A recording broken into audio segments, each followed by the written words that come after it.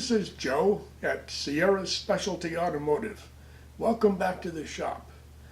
I'm working on a grinding station near my TIG welder for grinding tungstens, TIG welding tungstens. Some of the stuff I'm using I already had. I'm just repurposing. One thing that I bought especially for this project is an inexpensive high-speed die grinder, electric die grinder, to hold a small diamond abrasive wheel to do finish shaping on the tungsten tip. I don't normally have a lot of interest in really cheap power tools, but for this application, which is only literally a few seconds at a time, once in a while, I thought I might be able to get good enough service out of what turned out to be, I think, a $27 or $28 delivered price grinder from eBay, and it seems to be, for the price, not too bad a tool. It comes with a pair of wrenches, an extra set of brushes, 5 mounted stones of probably mediocre quality, but it's supposed to be a 1/4 inch collet on this tool. It was advertised on eBay. Several places in the item description referred to it as a 1/4 inch collet or a 1/4 inch tool. However, when it got here, of course, it turns out to have a 6mm collet, and the mounted stones are on shanks that are actually a little less than that, 5.8 millimeters.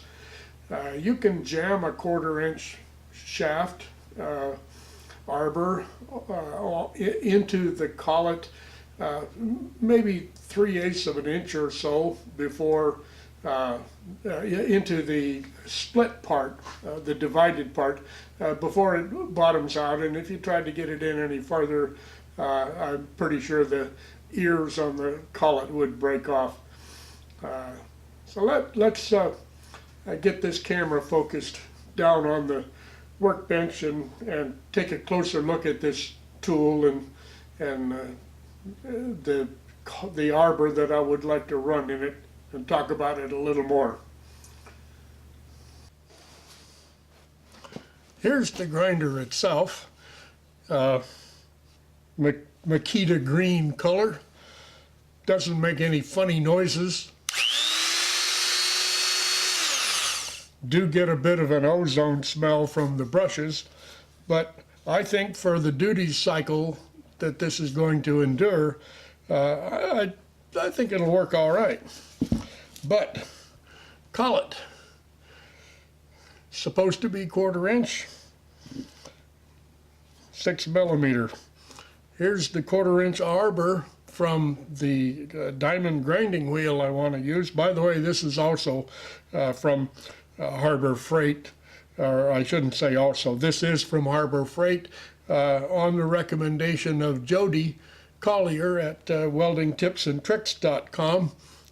He has purchased these and is using them and is pretty well satisfied with the diamond wheel. But that's as far as I can get. I said 3/8 of an inch. That's more like a 1/4 of an inch. And if I pushed it in any farther, it would break off these ears on this Arbor at the divisions. So what I'm going to do is make a new Arbor. I'm going to duplicate all the features on this as they are, including the 4mm screw, retaining screw to hold it on. Got a 4mm by 0.75 tap. I'll try to get a little closer fit. This diamond wheel has that much rock on this original Arbor. I can fine tune that make that run out a little bit less, and we'll make the shank a true 6 millimeter, so that I can use it in this collet, in this tool, and do the fine finishing, the finish grinding on the tungsten tips. As I mentioned, this did come with a set of wrenches, stamped sheet metal, but adequate for the purpose. Mounted stones, cylinder, a couple of conical shapes, a ball, and even a replacement pair of brushes. So that ozone smell that I'm getting from this, if that is caused by brushes that are wearing in a hurry, it comes with its own fix. So I will wrap this part of the video up here, and we'll move over to the lathe with some tools, drill rod. I'm going to use 01 oil hardening drill rod to make this Arbor, because I have plenty of appropriate sizes of oil hardening drill rod, and I don't see that this part has any requirements for a particular or a better grade of metal. I think it'll work just fine. Again, the duty cycle on this is very low, and the workload, the stress on it is also very low. I've been reviewing the order of work in my mind, trying to figure a way to do this job in one setup with the 3-jaw chuck. Can't see any way that I'm not going to have a lot of unsupported stick out, very small stick out. I can do one end of the job or the other, but trying to do the whole thing in one setup in the 3-jaw and avoid concentricity errors is going to be more of a challenge than I think I want to try. So this is a good opportunity for me to mount up the Bison set true chuck with the 4-way adjustment on the back plate. So I'll just do that right on camera. Got my chuck block and the right wrench for the D14 chuck mount. Open those up till the lines mark up, and slide that off.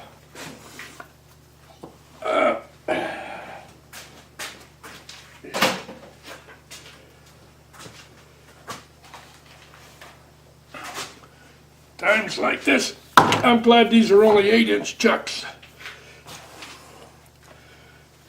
No, it's heavy enough all by itself without being any bigger.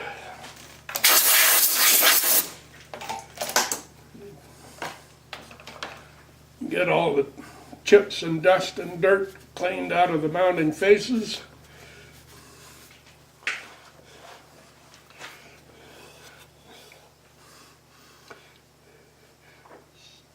Slide that up. I keep these marked.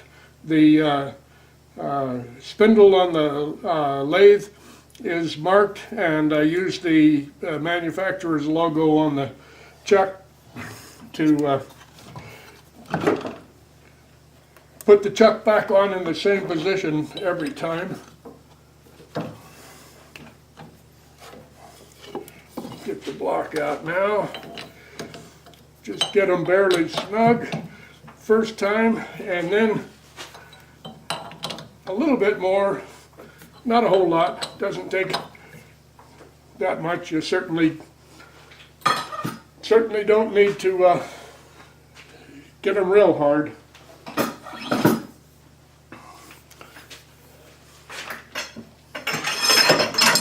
Now, put the drill rod in, I can line up and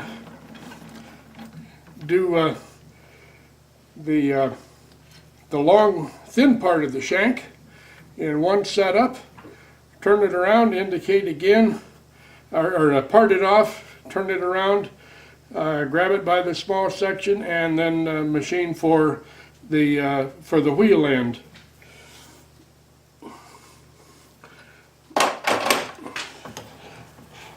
So let's get an indicator over here.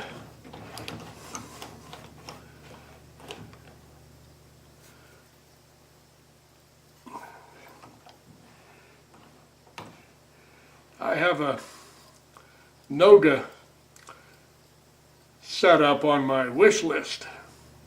Christmas is coming. Maybe Santa Claus will be good to me.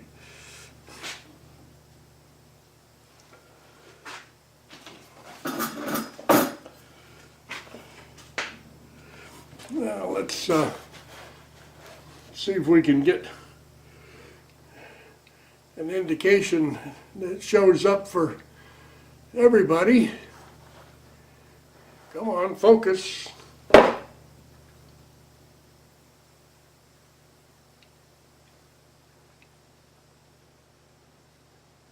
Can't get it to focus. Well, I think you can see through that shady focus, the blurry focus. All right, we're about 3 out. Every time I use this, I have to remember which way these adjusters go. It seems counterintuitive to me. That looks like it was the right direction.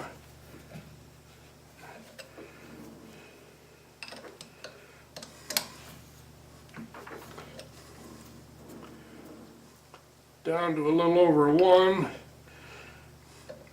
These import chucks are not perfect in the pattern. The pairs of adjuster screws are not exactly 90 degrees to one another.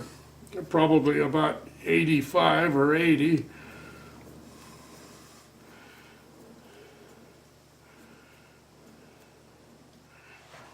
I have a scratch on that material there that may be causing some of that, but I'd say we're well within a half a thousandth there.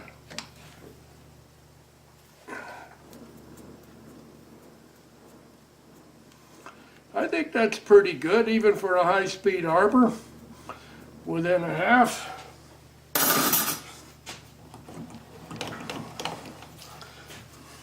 Well, let's set up to face and turn this diameter to 6 millimeter is the target. Then it'd be 236.2 thousand. So let's call it ID is 237. Now let's get this roughed down to about 245 or so, and then let that cool off. Bring the collet over here and see what it looks like.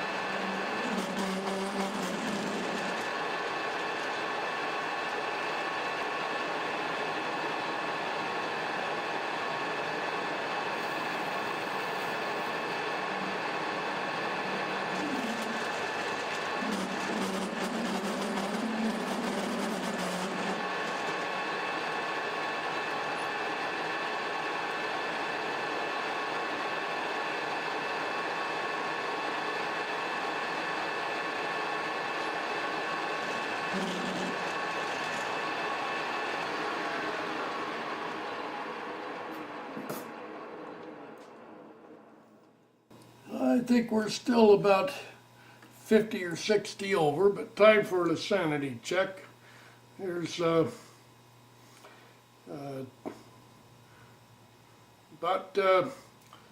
280, so we're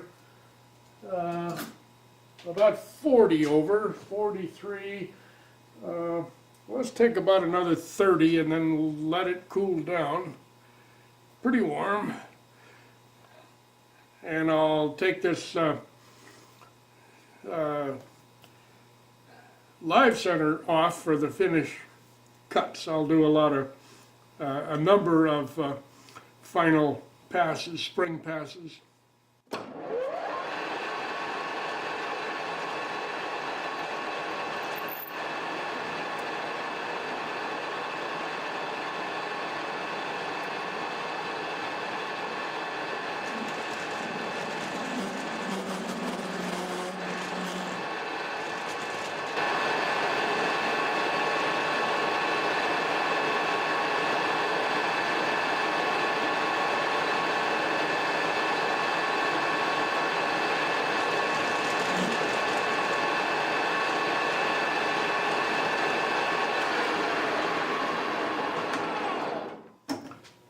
We'll let this cool down, get the live center out of the way. While we're cooling, I'm going to rotate another edge, another corner around on that insert. So we'll be back in a few minutes. They've cooled down pretty well. New corner on the insert. We're measuring right at 1/4 inch, 0.250, and we're looking to take about 13 thousandths off of this, so let's touch off and start from there.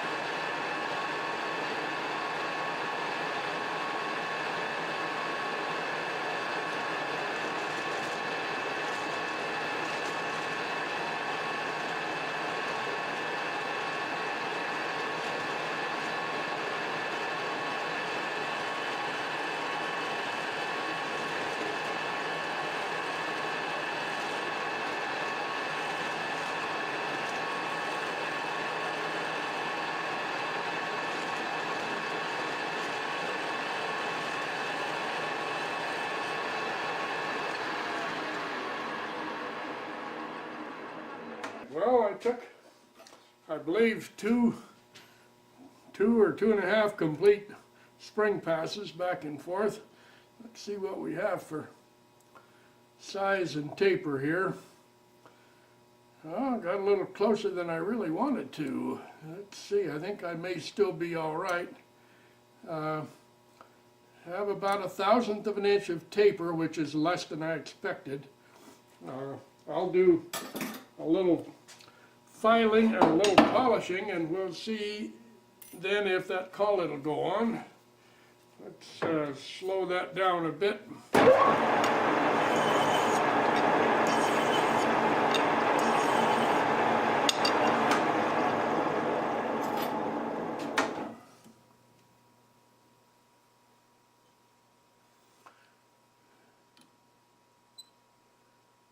That was enough to take the taper off.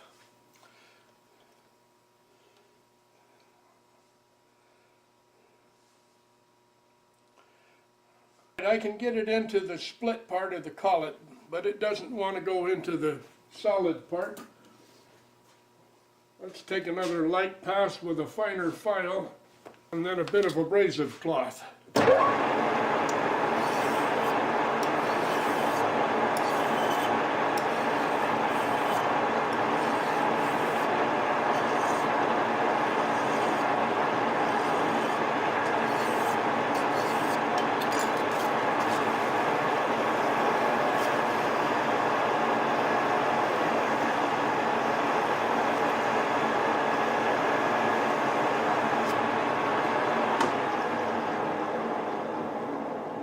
That looks pretty good. And it feels pretty good.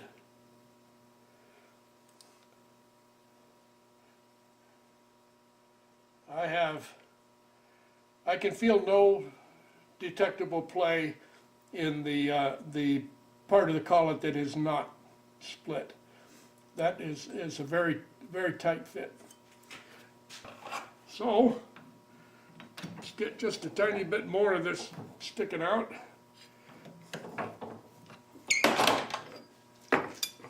Go to a parting tool.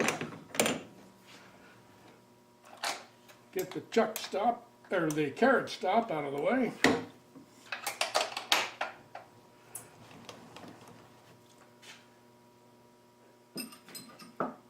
And we'll cut this to an approximate overall length. Not very critical, as long as it's enough.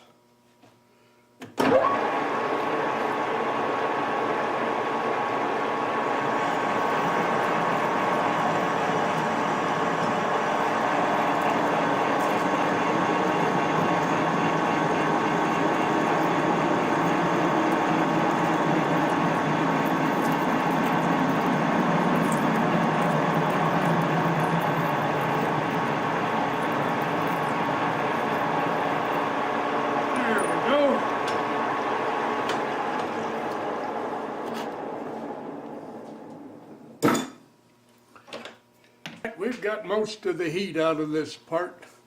Now, let's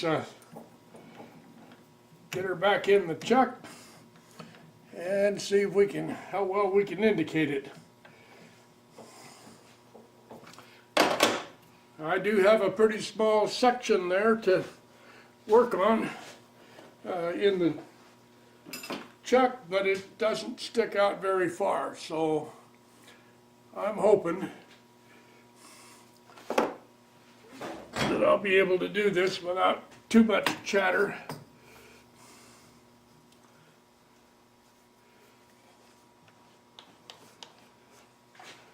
Come in here and indicate on our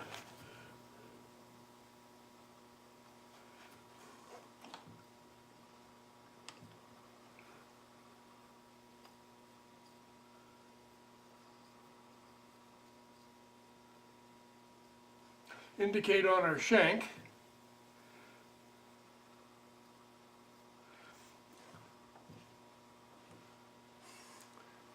And let's see if we can get a better view.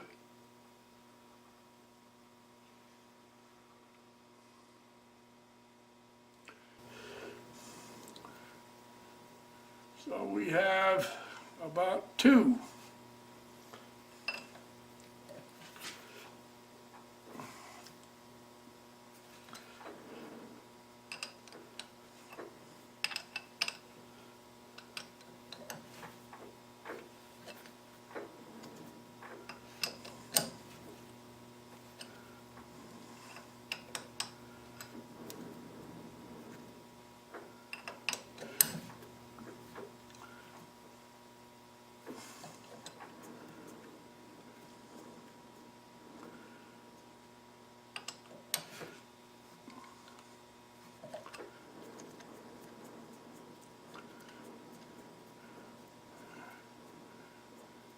All right, that's well within a half. Might be as little as 1/4 of a thousandth of run out. Just 2 or 3/10. I'll settle for that.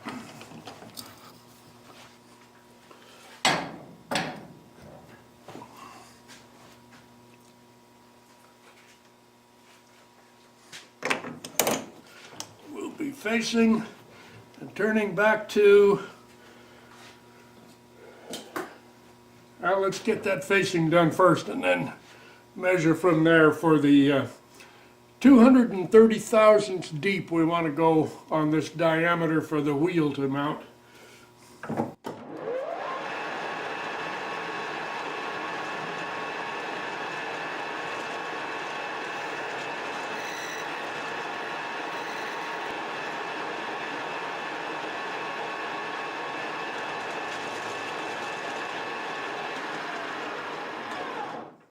0 on the Z, in 230.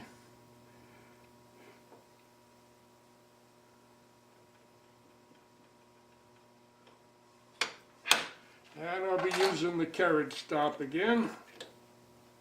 Now we'll touch off and then set X to 0.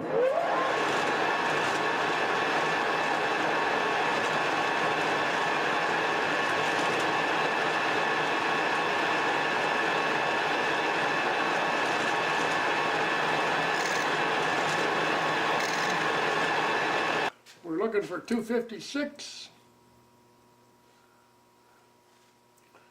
And we have 258. So I want to sneak up on that end. Let's take about 1,000, roughly speaking. And see what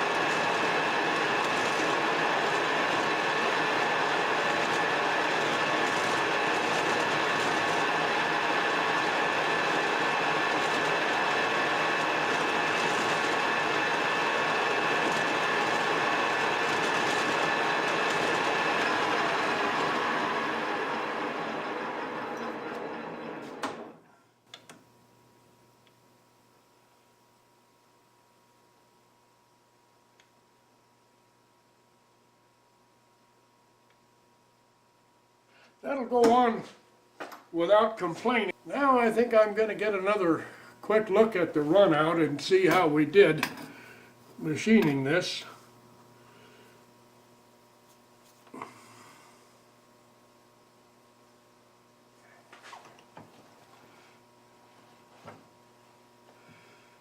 Let's leave that, just leave it on 10. That might be as much as a couple of tenths, certainly well within the needed accuracy, even for a high-speed arbor. Now, center drill.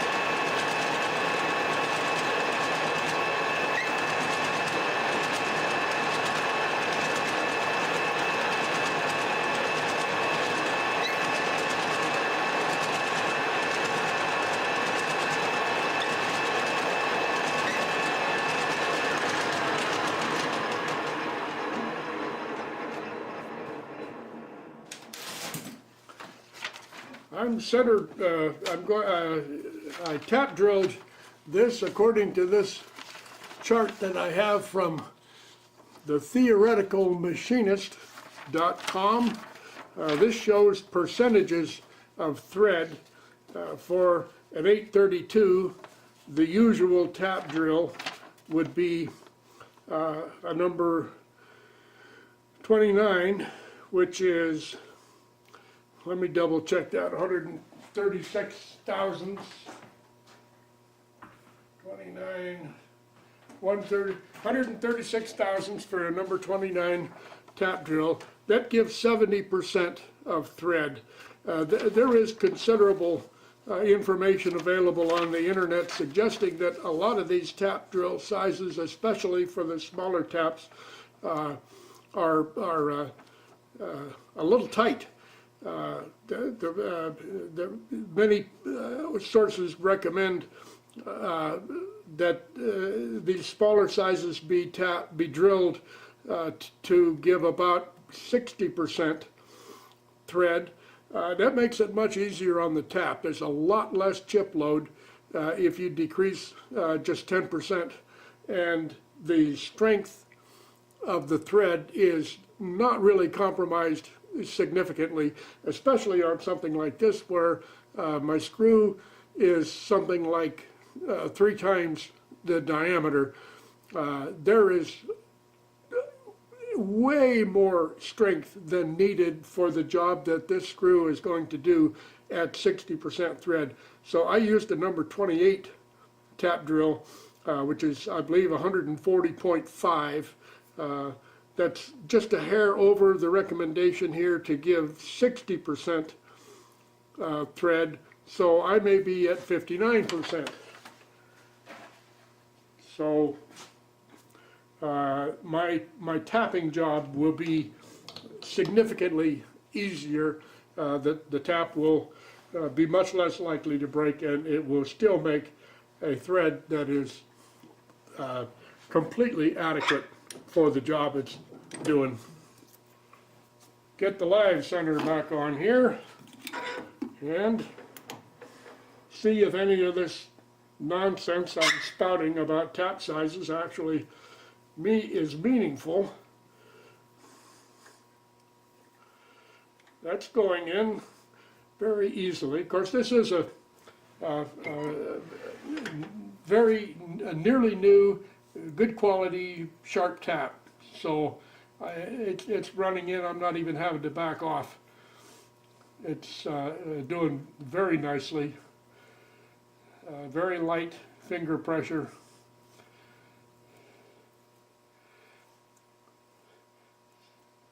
So I am, after doing some research in the course of the last few weeks, actually, is when this has first come to my attention, I am personally convinced that especially on the small stuff, 55 to 60% thread is plenty. No need to put that kind of chip load on the tap. Now I need to find my screw. See if that'll go in there.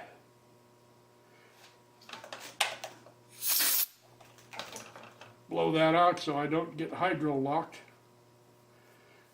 The original screw was, I believe, a 4mm by 0.70.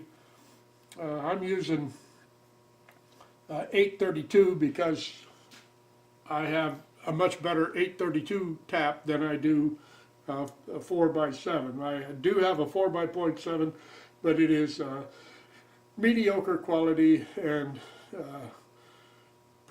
much prefer to use a better tap. Here is the wheel, and this is the original retaining washer. It looks like just a trim screw, or trim washer, stamped sheet metal trim washer, and I'm sure that's exactly what it is. Let's see if I can do this without dropping the parts in the chip tray.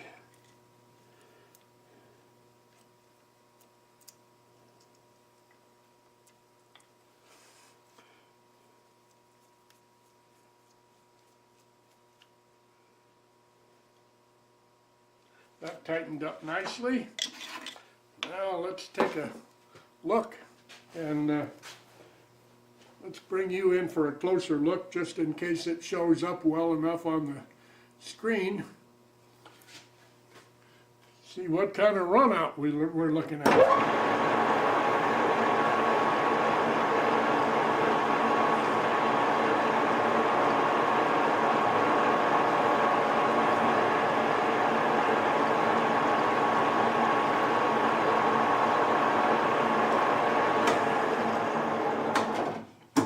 My observation here is that this diameter, where it goes from straight to beveled for the diamond surface, is not true to the wheel.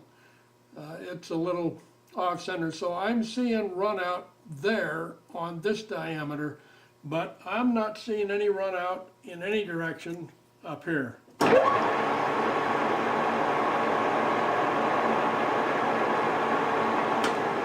That looks pretty darn good to me.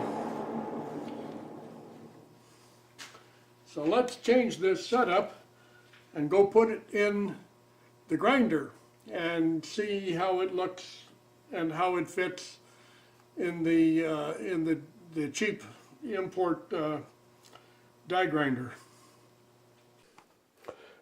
So here is my welding corner next to the back door. I've got a welding table just outside that door. I can pull cords and hoses out there and weld very conveniently in a fairly sheltered area. And here's what I've just put together. That's another inexpensive tool. That's a cheap drill motor that was given to me for, I can't remember, birthday or Christmas.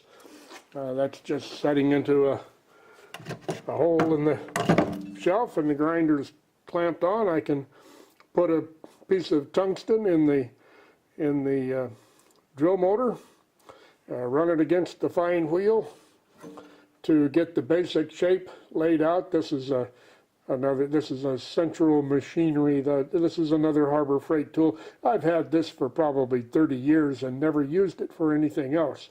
So I'm perfectly happy to devote it to this purpose. And once I get the shape roughed out on the carborundum wheel, turn the die grinder on and get a nice finish with the diamond wheel, thanks to the recommendation of Jody at Welding Tricks and Tips.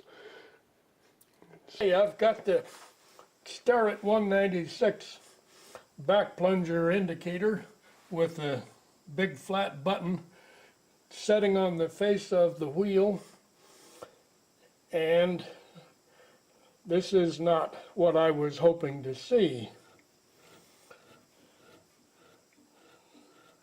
That's every bit of 7/1000th run out, if not more. When I saw that before I started the camera, I played around a little bit with it, and the problem is not in the new mandrel. The problem is in the collet.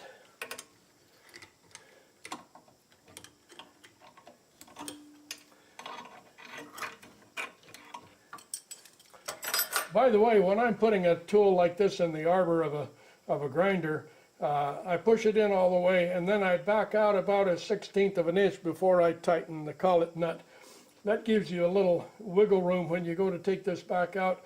Sometimes it's happened to me, if I push it all the way in and tighten it, the action of the collet brings the end of the arbor tight against the bottom of the recess in the end of the spindle, and double tightens it, so to speak. It's tight not only radially but axially, and sometimes it's a little difficult to get the arbor or mandrel broken loose from the collet. But if you back it off 1/16 of an inch before you tighten it, then it's tightened only axially and not lengthways, and you have the wiggle room to break it loose. So that's to me a good thing to do. The problem is the fit of the collet in the end of the spindle. I can push the collet, you won't hear it, but I can actually hear, when I rock the collet back and forth, I can actually hear it hitting on opposite sides of the hole in the spindle. So the hole in the spindle is 230 thousandths. The end of the arbor, where are we? I don't know if I can get that to work. The end of the arbor is 311 thousandths approximately. So there's 20 thousandths of play between the end of the arbor and the machined recess in the spindle. So now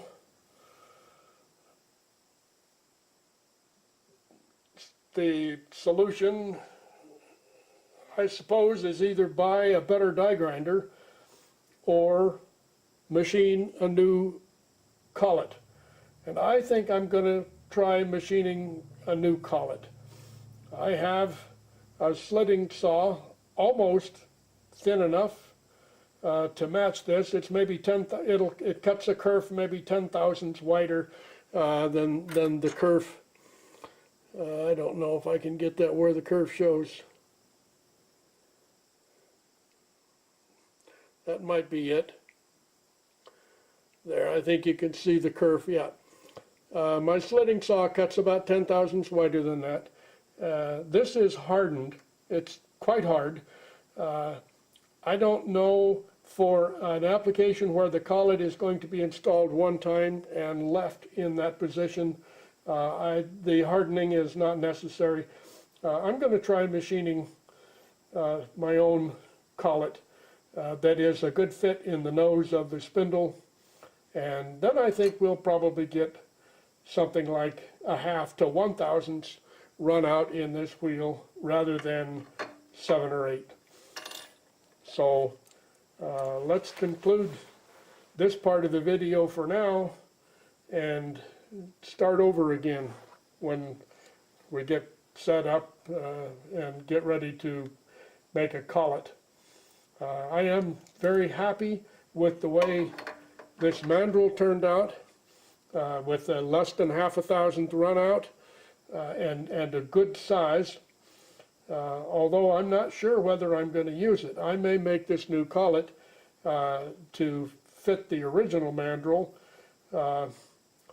What I'll do, I'll put that original mandrel in the set-true chuck, zero in the spindle of the arbor, and see how the mounting surface runs. If it's as close as this one I made, I'll probably make the collet to 1/4 inch ID, and if it's not as good as this one, I'll make it to 6 millimeter as the original was. We'll make that decision when we get to the next video. Well, I'm glad you were able to stop by the shop today. I hope you heard something interesting enough to make it worthwhile. I hope you'll comment. I hope you'll subscribe. And I hope you'll stop by the shop again in the near future. Thanks for watching.